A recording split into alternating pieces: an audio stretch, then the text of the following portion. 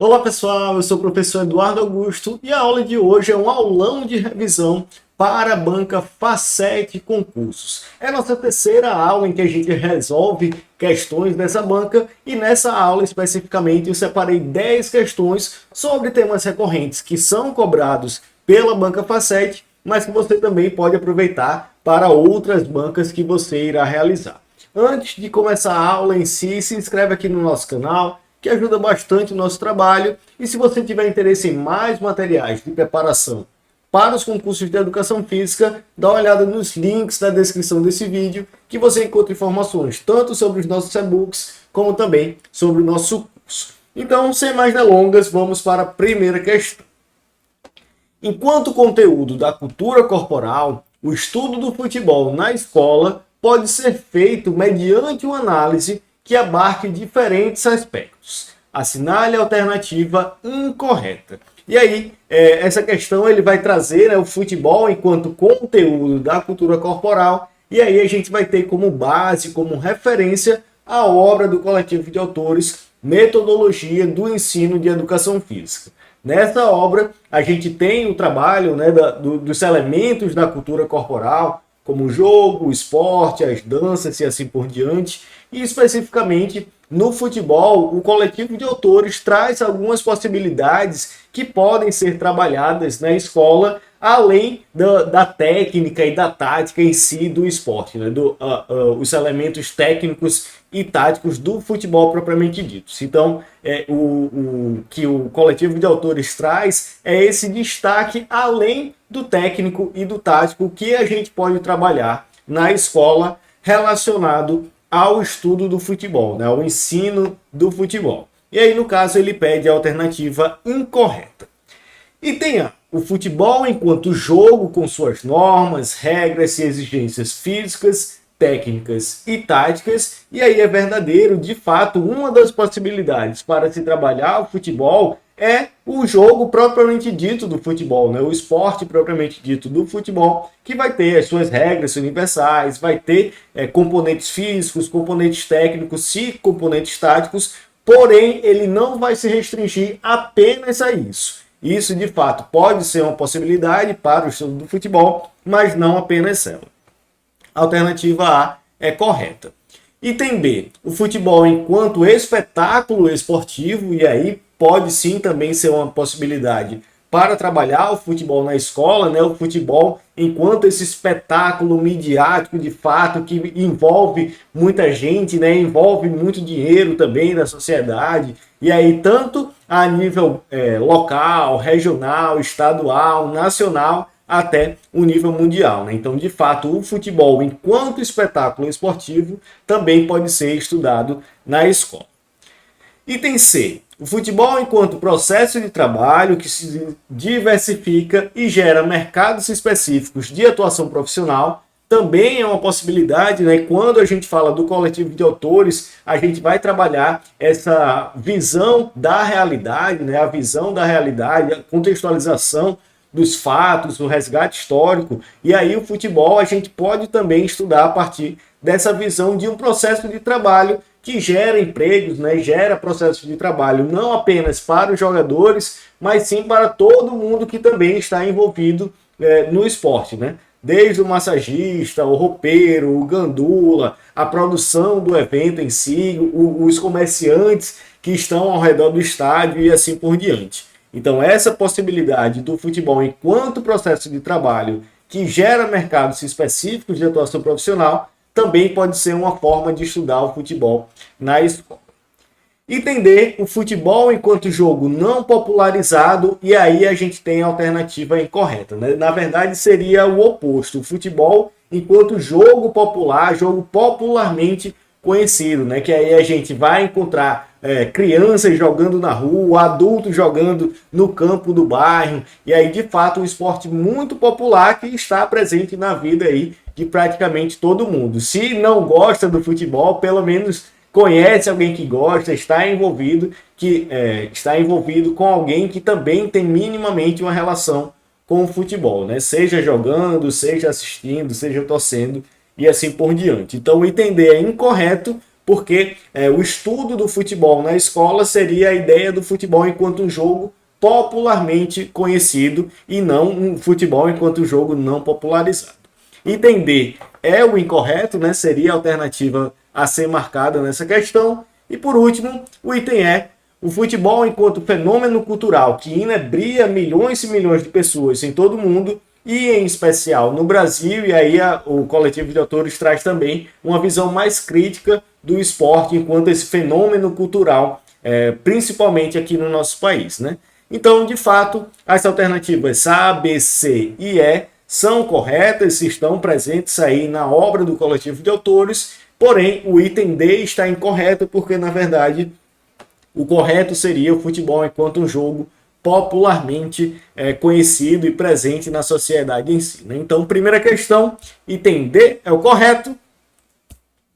Segunda questão, a educação física, assim como os demais componentes curriculares, pode fazer uso de algumas modalidades avaliativas para melhor percepção de suas atividades. Considerando a avaliação somativa, é correto afirmar que, e aí a gente relembra rapidamente os tipos de avaliação, né? A gente vai ter a avaliação diagnóstica, que é aquela que ocorre no início do processo aprendizagem, o processo ensino-aprendizagem, né? Onde a ideia é coletar informações sobre a turma, sobre os alunos, para a partir dessa coleta de informações a gente planejar como é que vai ser esse processo de ensino-aprendizagem, né? Quais serão os conteúdos, quais serão as formas de se trabalhar esses conteúdos e assim por diante. Segundo tipo de avaliação, a avaliação formativa, que vai ocorrer durante o ensino, durante esse processo, né, de ensino-aprendizagem, e aí é a partir da avaliação formativa que a gente vai identificando o que vai dando certo e o que vai dando errado, né? O que é que a gente pode ajustar para melhorar essa ideia desse processo. E por último, a avaliação somativa, que é o que ele pede na questão, que é a avaliação que ocorre ao fim do processo ensino-aprendizagem e normalmente vai trazer um conceito, uma nota a ser trabalhada, né? Então, ele fecha o ciclo desse processo, normalmente atribuindo um conceito ou uma nota. E aí, relembrados os tipos de avaliação, vamos para as alternativas, lembrando, na questão, ele quer os aspectos da avaliação somativa. Item A é uma modalidade avaliativa determinante para o ensino, uma vez que acontece no início do processo educacional e está ancorada nas experiências já trazidas pelo aluno, e aí é falso, né? Não faz referência à avaliação somativa, mas sim tem características da avaliação diagnóstica, já que ocorre no início desse processo educacional e está ancorado aí nas experiências trazidas pelos alunos. Item B é uma modalidade avaliativa pontual que ocorre ao fim de um processo educacional, pode ser ano, semestre, bimestre, ciclo, curso, etc. Atém-se à determinação do grau de domínio de alguns objetivos pré-estabelecidos, propondo-se a realizar um balanço de uma ou várias sequências de um trabalho de formação, e aí já é a alternativa correta, né? A avaliação somativa realmente vai ocorrer nesse fim do processo educacional e vai determinar aí o grau de domínio de alguns objetivos já pré-estabelecidos, né? Se o aluno conseguiu realmente aprender aqueles conceitos que foram trabalhados ao longo desse período. Item B já é correto. Item C é uma modalidade avaliativa realizada no início de um processo de aprendizagem que tem a função de obter informações sobre os conhecimentos e assim por diante. A gente já consegue tirar essa questão, essa alternativa, né, justamente porque diz que ocorre no início de um processo de aprendizagem, enquanto a avaliação somativa ocorre ao final. Item D, coloque em evidência os aspectos fortes e fracos de cada aluno, prevenindo a detecção tardia das dificuldades de aprendizagem, ao mesmo tempo que se busca conhecer principalmente as aptidões, os interesses e as capacidades e competências enquanto pré-requisitos para futuras ações pedagógicas. Então, também não faz parte da avaliação sumativa, né? A gente vai ter aspectos tanto da avaliação diagnóstica, detectando essas informações, como também alguns aspectos da avaliação formativa, né? Colocando em evidência aí o que vem dando certo e o que vem dando errado, né? Trazendo os aspectos fortes e fracos de cada aluno.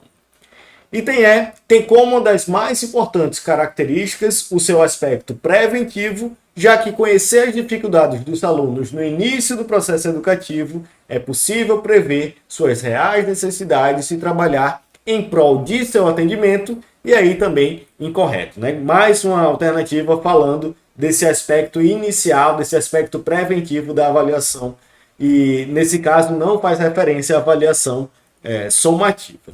Então, segunda questão, como a gente viu, realmente o item B é o correto. Terceira questão, o corpo é compreendido como um organismo integrado e não como um amontoado de partes e aparelhos, como um corpo vivo que interage com o meio físico e cultural, que sente dor, prazer, alegria, medo, etc. Uma citação dos PCMs.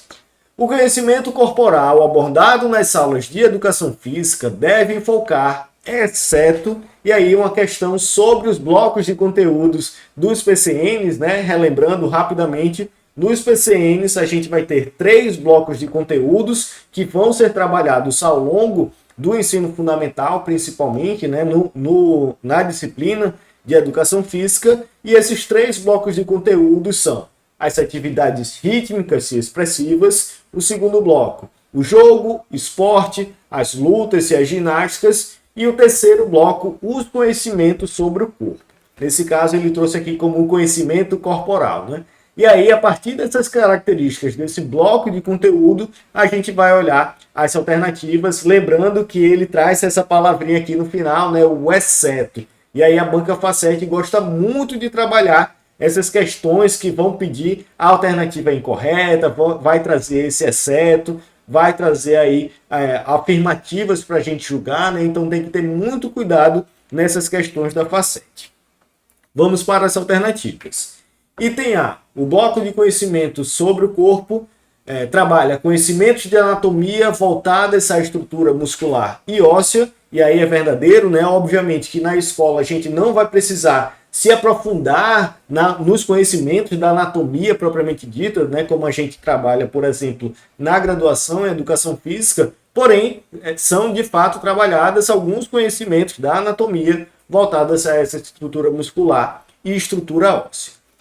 Item B, conhecimentos de anatomia e fisiologia voltados à melhoria do desempenho muscular na escola como fator inicial para a formação do atleta. E aí é falso, né? Apesar de realmente nos conhecimentos sobre o corpo a gente trabalhar conhecimentos relacionados à anatomia e fisiologia, na ideia geral dos PCNs é justamente tirar essa ideia de que na educação física escolar o seu objetivo é formar atletas, né? Detectar talentos esportivos. E aí essa alternativa ele fala justamente disso, né? Aprender esses conhecimentos da anatomia e da fisiologia voltados à melhoria do desempenho muscular na escola como fator inicial para a formação do atleta. E aí por isso é falso. A ideia geral dos PCNs é justamente trabalhar o oposto disso, trabalhar a inclusão na cultura corporal de movimento, revertendo esse quadro histórico de exclusão, né, de formação de atletas, de busca dos talentos esportivos. Por isso o item B já é incorreto. Vamos só conferir nas outras alternativas. Conhecimentos de fisiologia que possibilitem a compreensão das alterações que ocorrem durante e após a realização de atividades físicas. E aí é verdadeiro, né? Então, ensinar conceitos básicos da fisiologia, né? Como, por exemplo, o porquê que o nosso coração acelera enquanto que a gente está fazendo uma caminhada, algum exercício físico e assim por diante. Então, item C é verdadeiro. Item D, conhecimento de alguns processos metabólicos de produção de energia, eliminação e reposição de nutrientes básicos, também perfeito. E item E, conhecimentos de biomecânica voltados à adequação de hábitos posturais, também verdadeiro. Então, terceira questão, o único item que não está relacionado ao bloco de conhecimento sobre o corpo nos PCNs é o item B, já que fala, né, sobre essa ideia do desempenho muscular como um fator para a formação do atleta. Terceira questão, então, item B é o correto. Quarta questão, a educação física, sob uma perspectiva tradicional, considerava a avaliação a partir de diversos elementos. São características de uma avaliação tradicional, exceto, mais uma vez, né, uma questão trabalhando esse exceto, e aí, na avaliação tradicional, é diferente do que a gente vê na avaliação em educação física escolar atualmente, né? Onde a gente vai ter um foco no processo, ensino-aprendizagem, né? Vai ter toda essa lógica da avaliação diagnóstica, formativa e somativa, uma avaliação mais qualitativa, né? Trabalhando, inclusive, diversos instrumentos de avaliação. Porém, quando a gente fala da avaliação tradicional, é o oposto disso. Então, é aquela avaliação que a gente escuta falar de uma educação física mais antiga, né? Onde a gente tinha o foco no desempenho, né? Então, a avaliação era basicamente o quanto que o indivíduo conseguia correr, quantas abdominais ele conseguia fazer, quantas flexões ele conseguia fazer. Então, aspectos mais relacionados ao desempenho físico, até mesmo a composição corporal, né? Qual era o peso, qual era a circunferência da cintura, a altura, o IMC e assim por diante. Então, na avaliação tradicional, era muito mais focada nos elementos físicos e não no que realmente a gente pode trabalhar quando a gente fala da educação física enquanto essa prática pedagógica de fato, né? E não apenas como um enfoque no físico e no desempenho esportivo. E aí, nesse caso, a gente vai querer o que não faz parte dessa avaliação tradicional, né? Então, item A. Aplicação de testes sem prazos determinados, e aí é uma das características da avaliação tradicional, né? Então, a gente tinha prazos para realizar esses testes. Então, por exemplo, a cada 3 meses seria aplicado um teste de corrida de 3.000 metros, por exemplo, né, para ver se o aluno vinha evoluindo nas aulas de educação física e ia melhorando esse desempenho. Item B, foco restrito ao domínio motor, como a gente falou, né, quanto que ele conseguia correr, se ele conseguia fazer abdominais, flexões, barra e assim por diante. Então, também o item B é característica da avaliação tradicional. Item C, a punição como elemento mais importante do que ensinar, e aí também verdadeiro, né? Se o indivíduo, se o aluno não conseguisse determinado desempenho, ele teria que fazer ainda mais exercícios para assim melhorar esse domínio motor, né? Conseguir melhorar o seu desempenho. Então, o foco da avaliação tinha todo esse terror ao redor da avaliação, né? Justamente porque servia como um elemento de punição e não de ensino.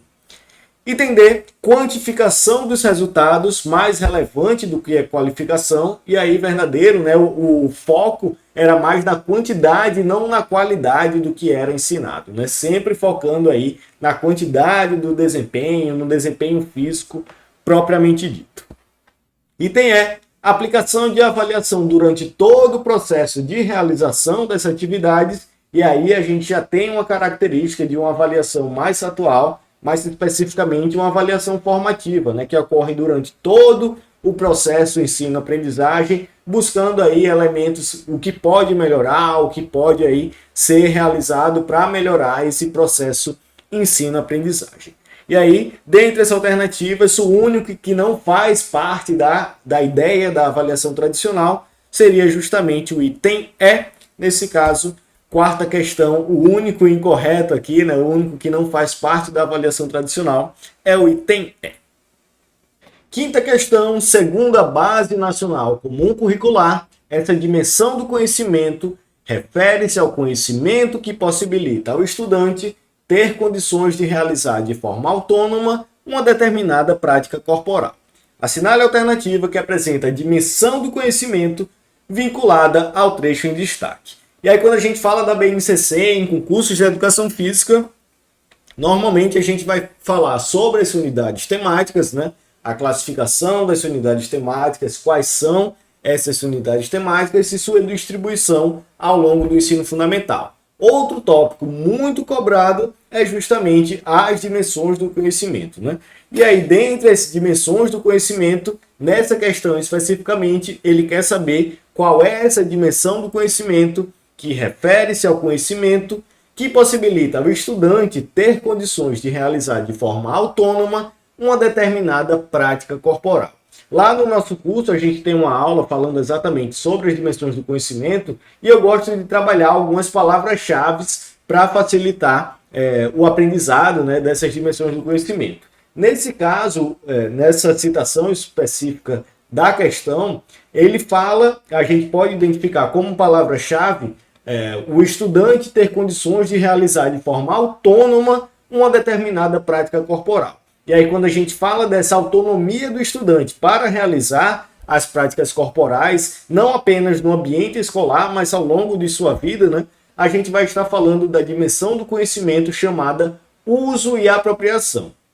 Então, sempre que você vê uma questão sobre dimensão do conhecimento que vai falar sobre essa condição de realizar de forma autônoma uma prática corporal, a gente vai estar falando sobre uso e apropriação. Nesse caso, quinta questão, a alternativa A já é a correta.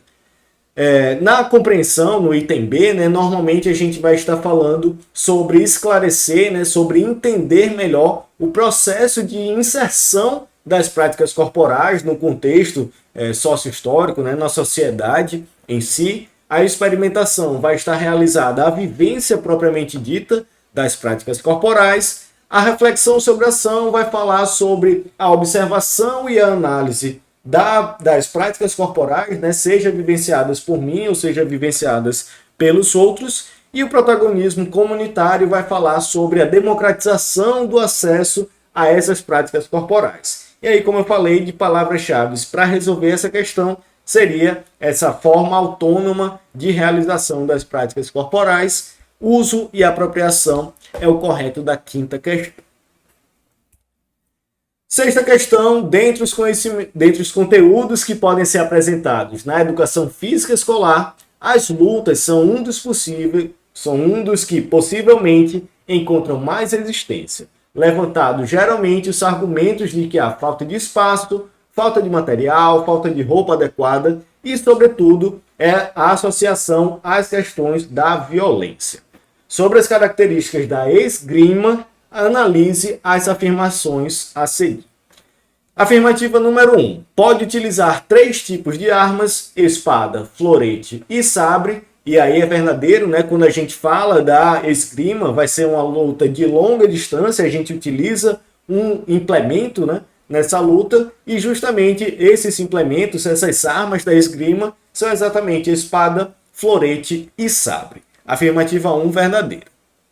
Afirmativa 2, a intenção principal é colocar as costas do adversário no chão, e aí é falso, né? A ideia da esgrima é você conseguir, de fato, golpear o seu adversário, né? Inclusive, no esporte profissional, a gente tem um sensor na arma, né, na espada, no florete e no sabre, e um sensor na armadura, na roupa que o atleta está vestindo. E aí, quando tem o contato dessa arma com a roupa, a gente tem dispara um determinado sinal marcando ali a pontuação na esgrima, né? Então, quando a gente fala de colocar as costas do adversário no chão, a gente não está falando da esgrima, mas sim do judô.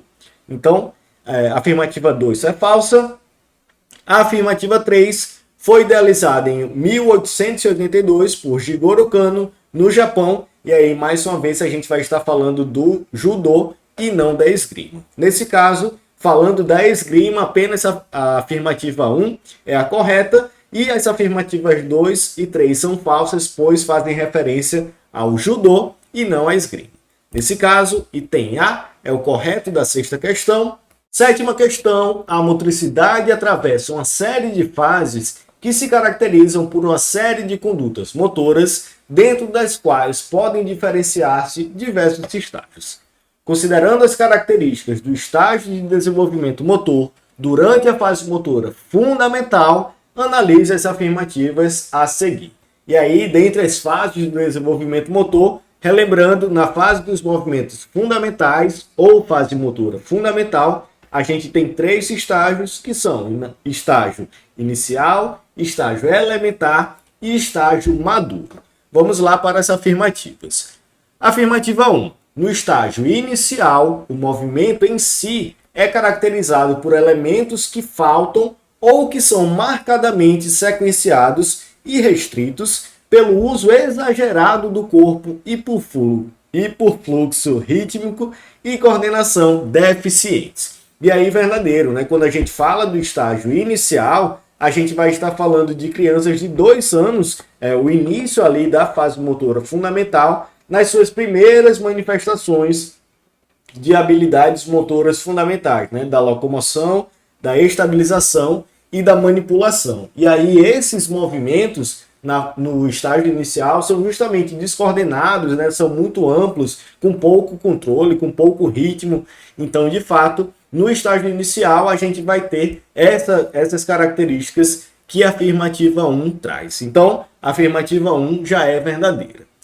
Afirmativa 2, o estágio maduro é caracterizado por desempenhos mecanicamente eficientes, coordenados e controlados. E aí, verdadeiro, né? A gente fala do estágio maduro da fase dos movimentos fundamentais, aquela que vai ocorrer mais à frente, né? Mais próximo aí dos 7 anos de idade. Então, 5, 6, até chegando nos 7 anos. E aí, de fato, a gente já vai ter um controle maior dessas habilidades motoras fundamentais, né? Tanto da manipulação, como da locomoção, como da estabilização. Então, no estágio maduro, de fato, tem como característica os movimentos mais eficientes, mais coordenados e mais controlados.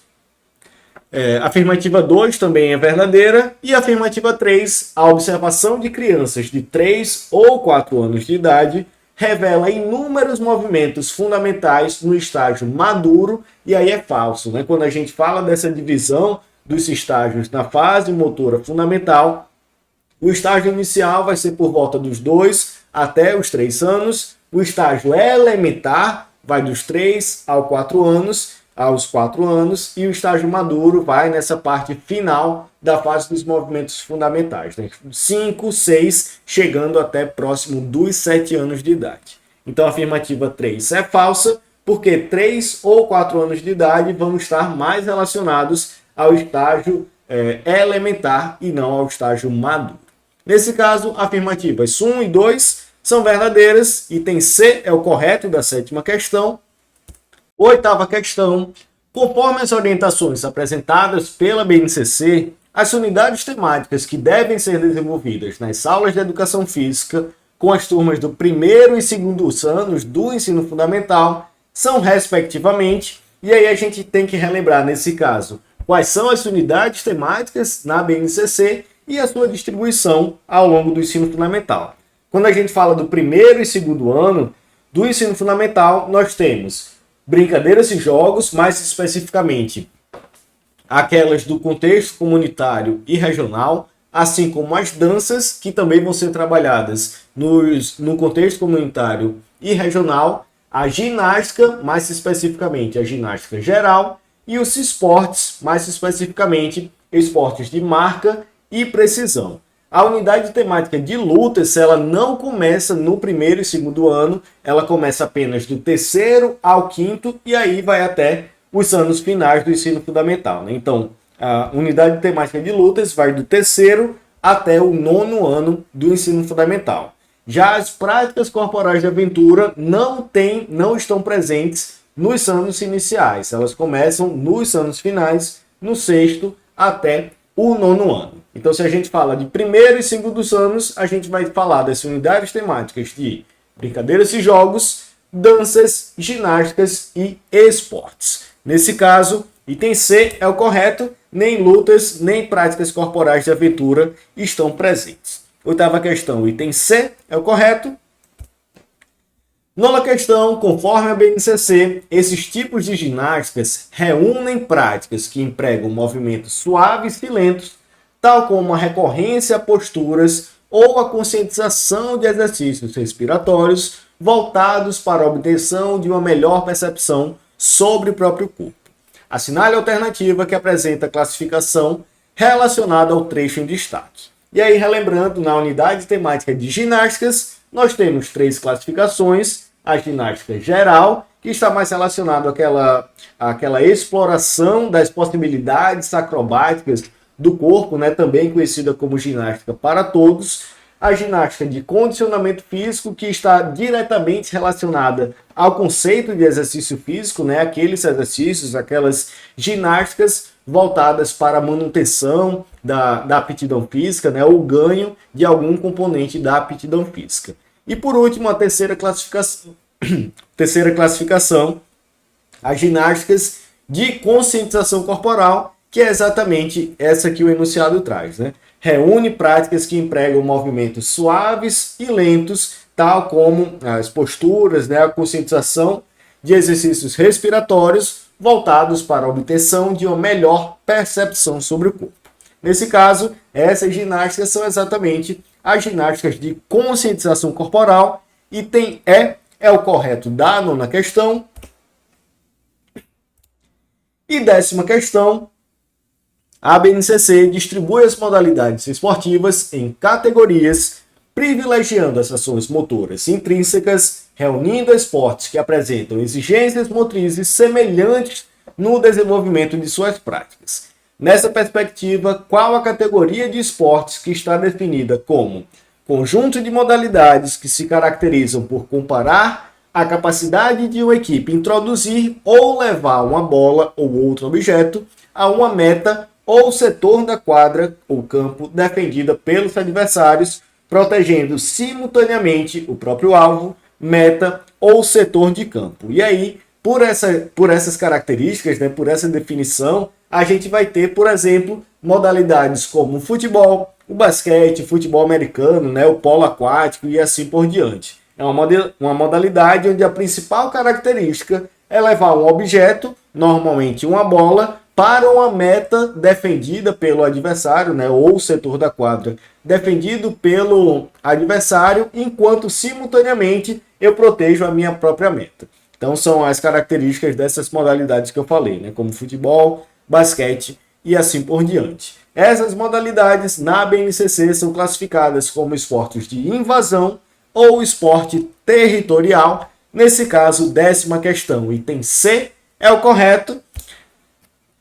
E com isso finalizamos a nossa aula de resolução de questões da FACET, né? Esse aulão de revisão para a banca FACET. E aí relembrando alguns de nossos materiais que também podem ajudar na sua preparação, seja para concursos da FACET ou de outras bancas diversas. O primeiro deles, né, o nosso material principal, é o nosso curso da preparação à aprovação, que é o nosso material mais completo de acesso vitalício, que é focado nas videoaulas de teoria, né? Então a gente trabalha, até o momento nós temos mais de 50 videoaulas de teoria, trabalhando os temas mais recorrentes dos concursos de educação física, tanto da licenciatura como do bacharelado. E além dessas aulas de teoria, a gente tem materiais diversos também, né? Simulados, cadernos de questões, módulo de organização e planejamento de estudos, suporte individual pelo WhatsApp, entre outros materiais diversos.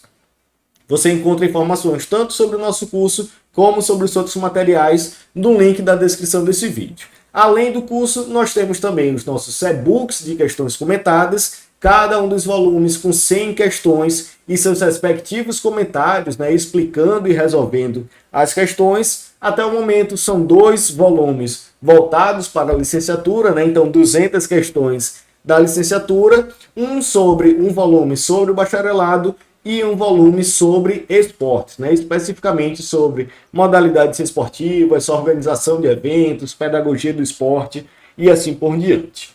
Além do curso e dos e-books, nós temos também alguns minicursos, 2 de teoria que também estão presentes lá no nosso curso da preparação à aprovação, que é o minicurso do Coletivo de Autores, trabalhando por completo a obra Metodologia do Ensino de Educação Física, né, do Coletivo de Autores, e o minicurso de Fisiologia Simplificada para concursos, né, trabalhando os principais tópicos cobrados nos concursos de Educação Física de forma bem direcionada para concursos, né? Então a gente trabalha bioenergética, sistema muscular, sistema cardiorrespiratório e Sistema Nervoso e Endócrino. Esses dois mini cursos de teoria também estão presentes lá no curso da Preparação e Aprovação. E temos até o momento 2 voltados para a resolução de questões de bancas específicas, um sobre a banca IDECAM e um sobre a banca FGV. Esses mini cursos são vendidos separadamente. Neles a gente foca especificamente em aulas de resolução de questões dessas bancas. Lembrando, você encontra mais informações sobre esses materiais no link da descrição desse vídeo. Qualquer dúvida, fico à disposição aqui no nosso canal do YouTube. Espero que tenha gostado dessa aula. Segue a gente lá no Instagram, @concurso Cdfísica. Muito obrigado e até a próxima.